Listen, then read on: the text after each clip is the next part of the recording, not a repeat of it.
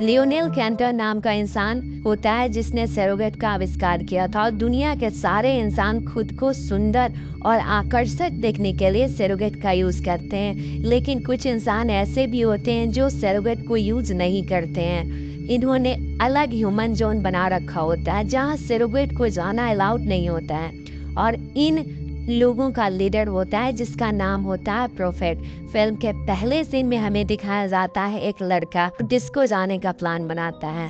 जब वह डिस्को पहुंचता है तो उसकी जान पहचान एक लड़के से होती है। दोनों साथ में क्वालिटी टाइम स्पेंड करने के लिए बाहर निकलते हैं। तभी इन दोनों लड़के लड़कियों वाले सरोगेट के पास एक ओरिजिनल इंसान आता है और अपने बैग से एक ओडी नाम का अजीब सा मशीन निकालकर इन दोनों की तरफ ऑन करता है। ओडी के ऑन करते ही उसमें से एक ब्लू बिजली जैसी लाइट निकलती है और इन दोनों सरोगेट की आंखों को जला देती है और दोनों सरोगेट वहीं गिर जाते हैं। इन दोनों को जमीन पर गिरते ही वो ओरिजिनल इंसान जिसने इन पर हमला किया था वहां से फरार हो जाता है। आगे कहानी में हमें दिखाया जाता है इस हादसे की जांच करने के लिए 2 FBI ऑफिसर आते हैं, जिनमें एक का नाम जेनिफर पीटर्स और दूसरे का नाम ग्रेयर होता है। जब ग्रेयर और जेनिफर सरोगेट के अंदर की आइडेंटिटी चिप देखते हैं तो उन्हें पता चलता है लड़के के अंदर की आइडेंटिटी चिप पूरी की पूरी जल गई है और इसके आइडेंटिफिकेशन का पता नहीं लगाया जा सकता है। लड़की की सरोगेट की आइडेंटिटी चिप निकालकर वे उस इंसान के पास पहुंचते हैं जिसके पास ये सरोगेट रजिस्टर्ड था और जो लड़की के सरोगेट का रियल ऑनर था। जब ग्रेयर और जेनिफर वहां पहुंचकर देखते हैं तो उन्हें पता चलता है उसका ऑनर एक मोटा सा इंसान है और वो मर चुका है। वो वहां रिकॉर्डिंग में देखते हैं कि सरोगेट ने आखिरी चीज क्या देखी। आखिर ने उसमें देखा कि लाइट चमकी और मेल सरोगेट की आंखें फट गई, जिसके बाद ग्रेयर अपने घर पहुंचता है और यहाँ पे पता चलता है कि ग्रेयर भी सरोगेट है। उसका सरोगेट एक क्लोजेट में चला जाता है शायद चार्ज होने के लिए, जिसके बाद असली ग्रेयर उठता है और अपने सरोगेट को देखता है। जिसके बाद वो अपने बच्चों के कमरे में जाता है। ग्रेयर उस कमरे को बंद करने से पहले अपनी एक फैमिली फोटो को देखता है। इसके बाद ग्रेयर अपनी पत्नी के सरोगेट को देखता है और उसे छुट्टी लेने का सुझाव देता है। ग्रेयर की वाइफ मैगी ग्रेयर को बोलती है कि हम अपने सरोगेट्स को हवाई ले जा सकते हैं छुट्टी पर ग्रेयर बोलता है कि हमें सरोगेट को छोड़कर अपने असली शरीर के साथ छुट्टी पर जाना चाहिए। ग्रेयर बोलता है कि हम बहुत समय से साथ नहीं रहे। मैगी अपसेट हो जाती है और कहती है कि हम रोज साथ रहते हैं। ग्रेयर बोलता है कि हमारे सरोगेट्स एक साथ रहते हैं, हम नहीं। मैगी जोर देकर कहती है कि इस तरह रहना ज्यादा बेहतर है। अभी इस सीन में सैन डिएगो के कॉलेज में जरीद नाम के एक स्टूडेंट को उसके दोस्त सरोगेट कंट्रोल करने वाली चेयर में मरा हुआ पाते हैं। पुलिस चीफ एंड्रयू स्टेशन को जानकारी देता है कि क्लब के बाहर जो 2 सरोगेट मरे मिले थे उसमें से मेल सरोगेट इस लड़के से कनेक्ट था। एंड्रयू बताता है कि उनकी सरोगेट के साथ जो कुछ भी हुआ था उसने उनके ऑपरेटर को भी मार डाला। मतलब सरोगेट मरेंगे तो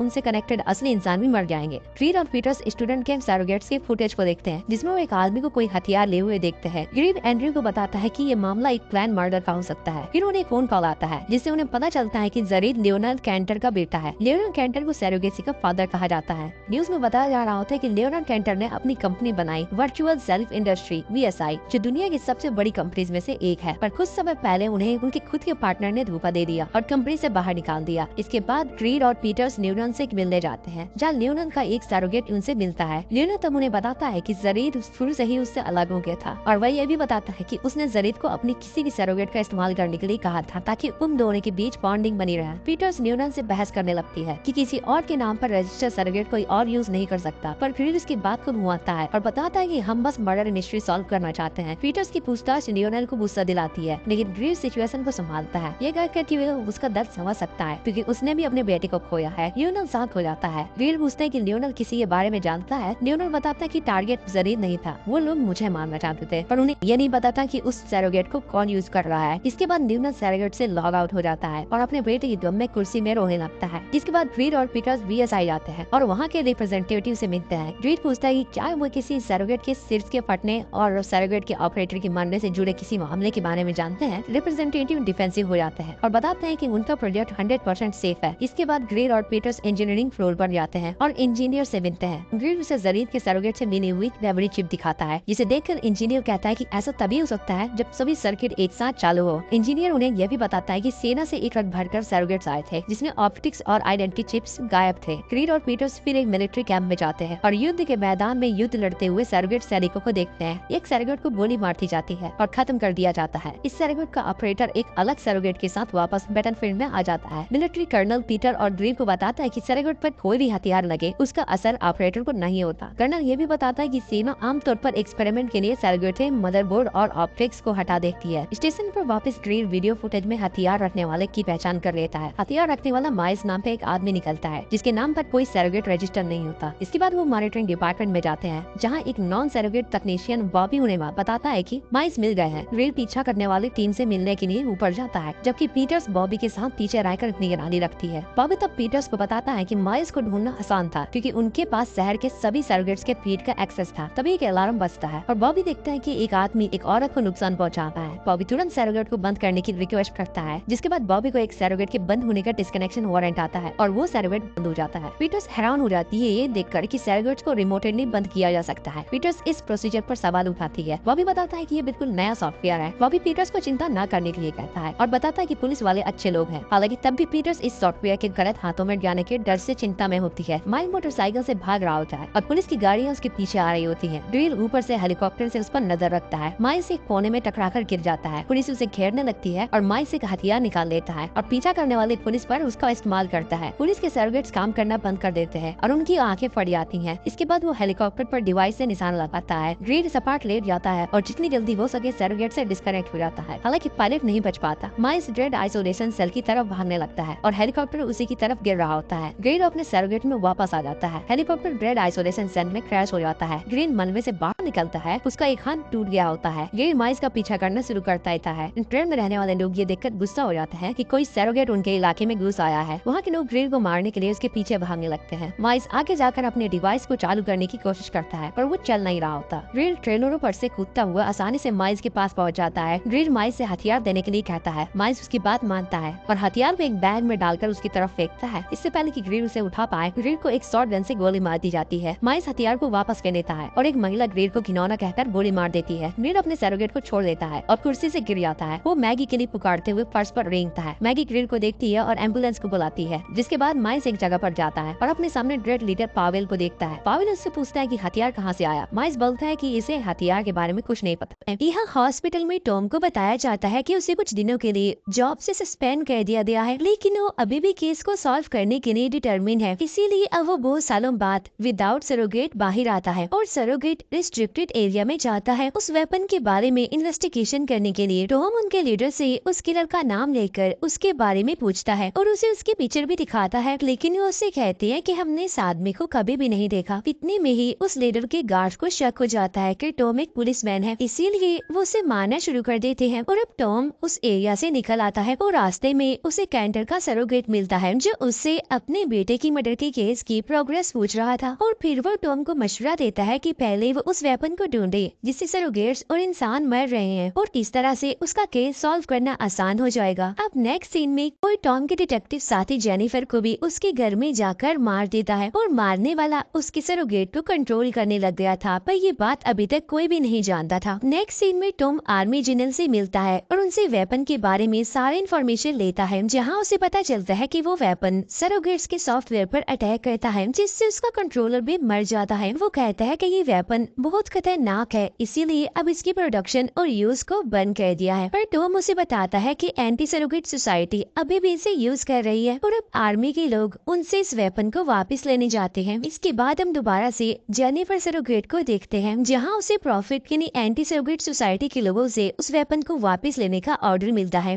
क्योंकि अब वो उन्हीं के कंट्रोल में थी और उन्हीं के ग्रुप का पार्ट थी। इसके बाद टॉम अपने वाइफ के सरोगेट के पास जाता है जो काफी बुरी थी और अपने सरोगेट की बिल्कुल ऑपोजिट लग रही थी। उसने अपने आप को सरोगेट लाइफ में कैद कर लिया था जब से उसके बेटे की डेथ हुई थी और टॉम भी अभी तक अपने बेटे की डेथ को लेकर काफी दुखी था। यहाँ प्रॉफिट से वो वेपन लेने के लिए आर्मी उस पर अटैक कर देती है और उसे शूट करने के बाद उन्हें पता चलता है कि वो लीडर भी एक सरोगेट ही है और उसे भी कोई और ही लीड कर रहा है। दूसरी तरफ हम कैंटर को देखते हैं जो प्रॉफिट को मारने वाले आदमी को मॉनिटर कर रहा था और यहाँ हम पर रिवील होता है कि प्रॉफिट भी कैंटर का सरोगेट है, यानी एंटी सरोगेट सोसाइटी भी उसी की बनाई हुई थी क्योंकि उसने ये इन्वेंशन हैंडीकैप लोगों के लिए बनाई थी दुनिया को फ्रीज करने के लिए नहीं, और अब वो ये सब कुछ ठीक करना चाहता था। यहाँ टॉम अब अपने साथी जेनिफर के सरोगेट से मिलता है, जिसे अब कैंटर कंट्रोल कर रहा था, और वो टॉम को बताती है कि कैंटर के बेटे को सरोगेट बनाने वाली कंपनी के ऑनर ने मारा है, क्योंकि उन्हें पता चला था कि कैंटर सरोगेट के यूज को खत्म कर रहा है, जिससे उनकी कंपनी को बहुत बड़ा लॉस होगा।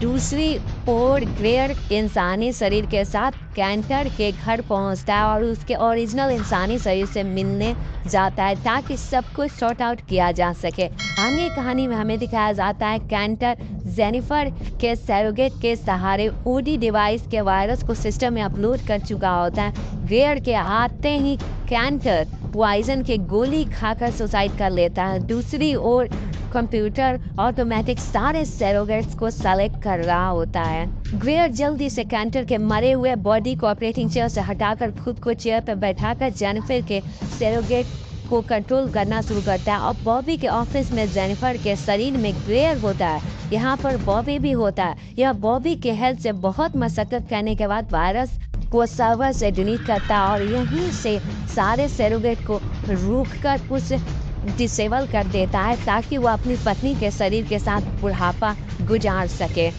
आगे कहानी में हमें दिखाया जाता है सारे सरोगेट डिसेबल हो चुके हैं, और सारे सरोगेट डिसेबल होने के कारण जमीन पे गिरे हुए हैं। फिल्म के अगले सीन में हमें दिखाया जाता है ग्रेयर अपने घर पहुंचता है, और कई सालों के बाद अपनी पत्नी मैगी को उसके ओरिजिनल फॉर्म में मिलता है। यहाँ ग्रेयर अपनी वाइफ को हक करता है, और फिल्म यही खत्म हो जाती है।